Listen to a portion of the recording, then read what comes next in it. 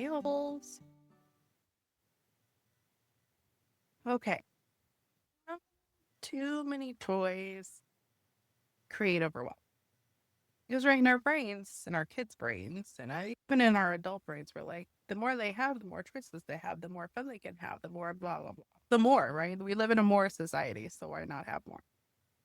But do you ever go to the store and you see 4 or 5 different kinds of the same thing? So if you go and you're in the container department, do you get a clear container? Do you get a solid container? Do you get a container with a lid? Do you get a container that's stackable with drawers? Do you get a container without drawers? What do you get? Right? Too many options sometimes. Toys are the same way.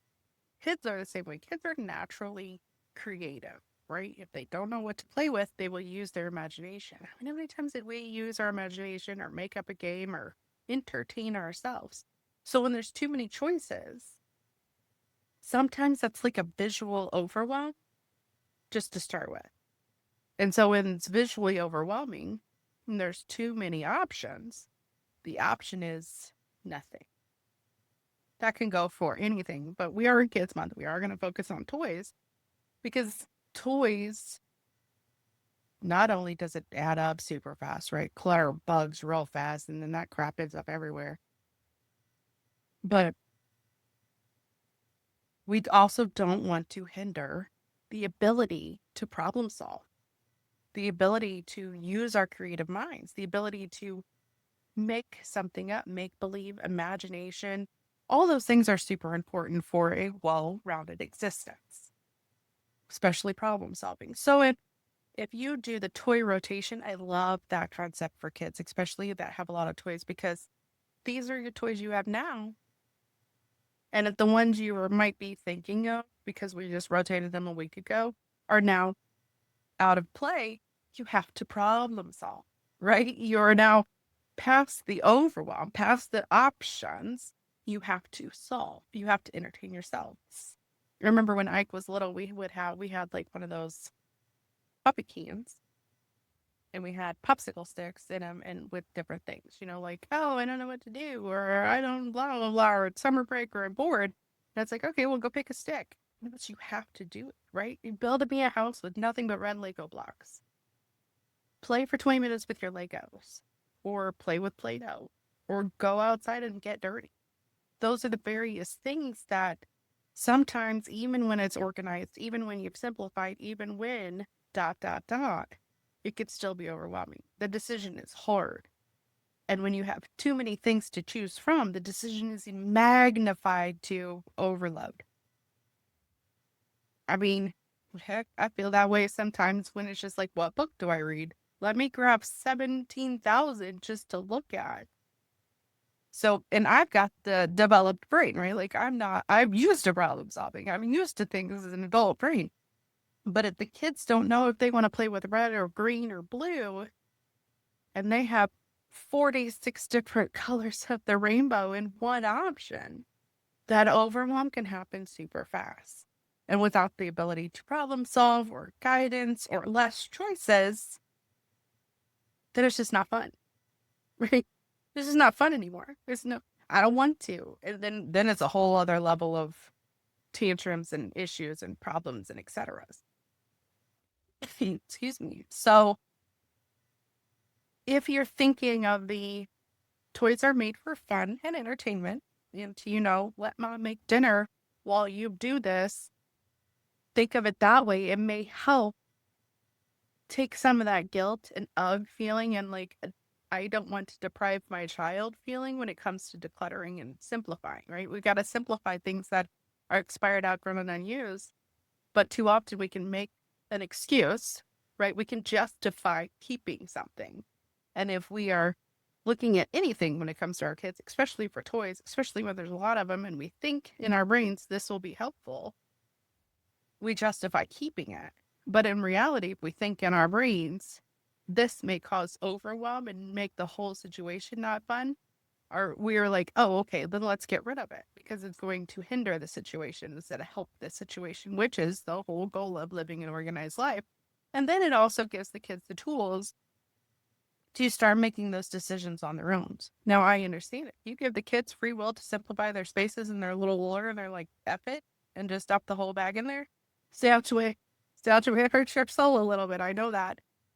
But if you stay out of the way, then it's their decision. They have the power. And then they have the power as they grow and age and deal with different situations, not just to make the decisions of what they want to keep, but how to problem solve when they, oh crap, I tossed that. What am I going to do next? And then move forward. So it's not just about the too many choices, it's about the steps and building bones and building blocks for all of those things. Yes, too many choices is a real thing. It is overwhelming, it is overloading, it is too much, right? And it can make a situation that's supposed to be fun and it's supposed to be exciting, it's supposed to be entertaining, just not fun at all. Extremely stressful all around. So then you've got the extra stress that we're trying to declutter out of our lives, making things worse. So I found in working with the clients and my own experiences, if you limit the space to start with, it can really help keep that overwhelm opportunity away. So I know we talked before about like toy rotation versus decluttering. And I think if you've got, here's your bin, right? Here's your 8 boxes that we keep toys in. We don't have lids on them, so you can just toss and go. We've got drawing pictures with labels. It's bright, it's colorful, it's interactive. You are responsible, or we are working on it together, right? For we have our habits in place. We're doing our nightly pickup. We're doing our weekly refresh or reset, and we've got these happening. So if you've got this spot, you can't grow out of it, which forces you to simplify as you go. It's hard, I understand, with kids for that one in, one out rule. I get that. And I know that we've talked about setting those parameters for where the gifts are coming from, self included. Set those parameters. But then if you've got the limited space and you've got the toy rotation in place, then you've already decluttered the opportunity to be bigger than the space and cause overwhelm. No, I'm not saying like, well, that's fine. We'll just jam the drawer in there, right? We'll just overstuff that container and shove it in there, or we got to get a bigger thing. No, I'm saying you've said this. Feel secure in your choices on making your best informed, educated opportunity. I believe in you. You've done this. You've done this intentionally because I know you've decluttered the space. I know you've taken into consideration the organizing styles and setting it up. So now let's keep it that way and keep the overwhelm out. Let's make sure that this space is set up for everyone's success to be a fun space. And so if you've got the limited space, you've got the habits in place, that rhymed, then you are automatically setting later on up for success, setting tomorrow up for success, keeping that overwhelm and that ugh, and I don't know how to make a decision out. You're keeping some of that guilt of simplifying out. You're like, well, this was the space we were given and you wanted that new toy, so you got the new toy and something has to go. I know. Melissa, you're so mean. Oh, that's hard to do. Kids are going to throw a fit. They are. They are. Then they'll get over it. I throw fits all the time. But then get over it. We move on. We move past. The next shiny thing happens. The next squirrel happens. The next bug happens. Then problem solve and move on.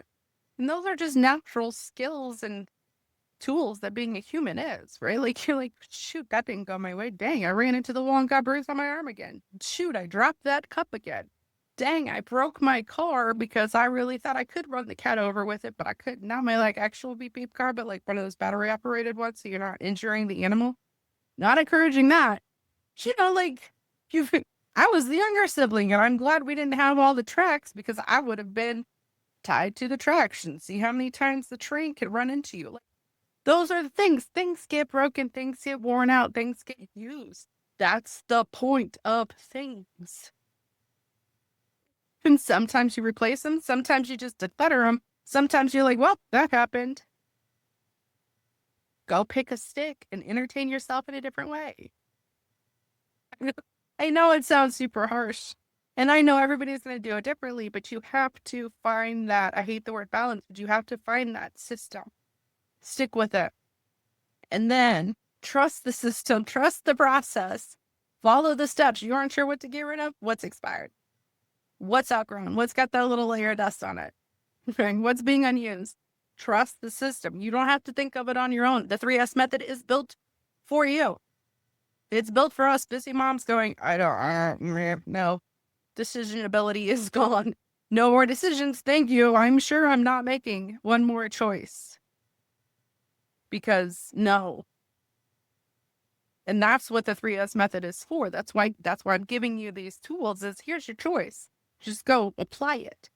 Right? You're not sure what to get rid of? Cool. You don't have to get rid of everything now. Just make progress. Just pick one container, simplify without the guilt because you're following the steps. And then tomorrow when the kids are less overwhelmed because they're pulling the building blocks out, great. That worked. Guess what we're doing later?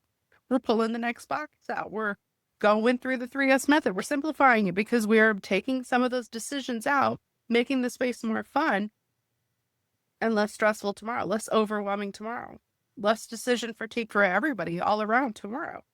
And then guess what we're doing the day after that? Right? You don't have to do like, I'm simplifying the toys. Sometimes that's draining, especially kids. That's emotional. Could be a freaking broken battery, and sometimes it's emotional. But one box is doable. I can get through one box. You don't have to tackle the whole chunk thing. If you want to just do one little thing, great. Now, if you're like, I'm not ready to handle one little thing, do trash bag therapy instead. Doing like we are decluttering enough toys to fill this trash bag or fill this donation box or fill this thing that we're dropping off tomorrow at the Goodwill. Whatever. Make it work for you. Just follow the guidelines. Whether you are doing one tote at a time or we're doing 15 minutes to fill this box, that's irrelevant. The point is we are getting rid of expired, outgrown, and unused items. And the point is we are simplifying the space to make it more fun tomorrow. If we are tackling the toys, 15 minutes, everybody find 5 things, or we are tackling this box. Whichever feels less ugh, do that. And then just follow the 3S method steps from there. But the goal is, it needs to be more fun, less overwhelming, all the way around. That's it. Until next time, stay hopeful.